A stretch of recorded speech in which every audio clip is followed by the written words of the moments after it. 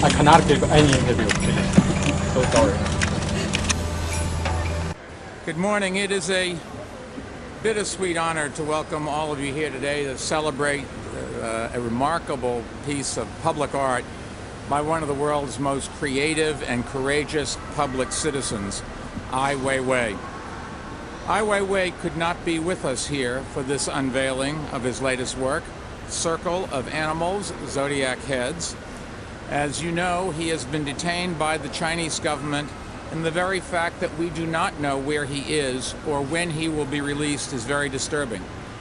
Today, we all stand in solidarity with the millions of people around the world who are hoping that Ai Weiwei is quickly and safely released. And we stand in solidarity with the billions of people who do not have the most fundamental of human rights, the most cherished of all American values, and the most valuable of all New York's riches, and that is free expression. Artists risk everything to create. They risk failure, they risk rejection, they risk public criticism. But artists like Ai Weiwei, who come from places that do not value and protect free speech, risk even more than that. His willingness to take those risks and face the consequences speaks not only to his courage, but also to the indomitable desire for freedom that is inside every human being. New York is a city that fully embodies that spirit and fiercely defends the rights of all people to express themselves. Our city is a cacophony of voices, bustling, jarring, provocative. We are a marketplace of ideas, where all are welcome to debate and argue, and even to agree. For more than 400 years, the best and the brightest from around the globe have come here for that reason, and that includes Ai Weiwei. Ai Weiwei is one of the most talented, respected, and masterful artists of our times, and we are honored to be presenting his work. And I think it's especially fitting that we are the first stop on his exhibition's international schedule because of his special connection to our city. Ai Weiwei lived here for more than a decade and studied at the Parsons School of Design.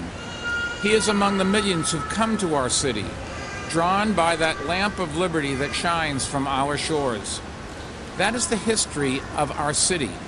And if we are to remain the world's greatest city, it must be our future.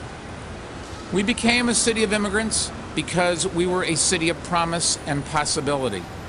We remain a city of promise and possibility because we remain a city of immigrants. The more a city embraces diversity and tolerates dissent, the stronger it becomes. And there is no place on earth that gives freer rein to more voices and viewpoints than New York City. Freedom is our competitive advantage. That is what attracts new ideas, big dreams, and fervent beliefs. And it's what makes New York, New York. We can never take that freedom for granted. Never. We can never stop defending that freedom from attack, whether at home or abroad. The defense of freedom existed here in New York City long before there was a First Amendment or even a United States of America. In 1735, a jury of 12 New Yorkers stood up for the rights of German immigrant John Peter Zenger to publish articles that were critical of the British colonial government. After being imprisoned for almost a year in New York's City Hall, Zenger was released, and the free press was born. Our city and our nation were founded on the principle that every one of us has a right to say what we want and worship as we wish and where we wish, without any interference from the government. The 12 distinguished members of our cultural community who are here today are able to express themselves without the risks that Ai Weiwei has had to face, and we will continue to fight to protect them. We will continue to be the international stage on which all voices from all corners of the earth can be heard, and I will continue to stand up and speak out when attacks on freedom of expression affect our city. There's much to admire about China and the great Chinese people. 8 years ago, Ai Weiwei helped design the most famous stadium since the Colosseum, Beijing's Bird Nest. And like the Colosseum of old, the bird's nest will echo through the centuries and become a symbol of the nation that created it. How that stadium is remembered will depend much on how its creator is treated today. Freedom's march is not always straight, but it is always forward. And right now in Beijing, a young girl is staring at the bird's nest, dreaming her own vision of tomorrow's masterpiece. And tomorrow, a young boy will look up at this exhibit behind us and will begin to create the next great work of art. Beauty and inspiration are irrepressible, and they are alive in every human heart, in every nation, and wherever an artist creates, Ai Weiwei is there.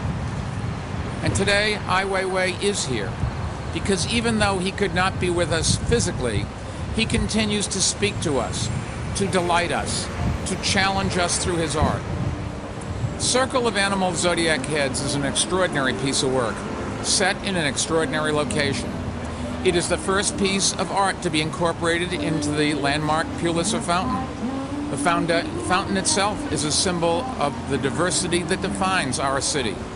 It was donated by a Hungarian-born benefactor, fashioned by Austrian and Italian-born sculptors from the design of a New York-born architect. It is the perfect setting for a work of art by someone who considers himself both a citizen of the world and a New Yorker. In its scale and accessibility, Circles of Animals, Zodiac Heads follows in New York City's proud tradition of presenting unforgettable public art that everyone can enjoy. Ai Weiwei believes that art should be for everyone, and we couldn't agree more.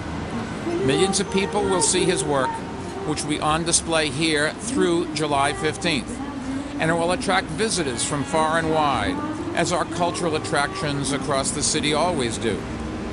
Arts and cultural community help drive and define our city's spirit, and it also helps drive and define our economy, creating good jobs in all 5 boroughs.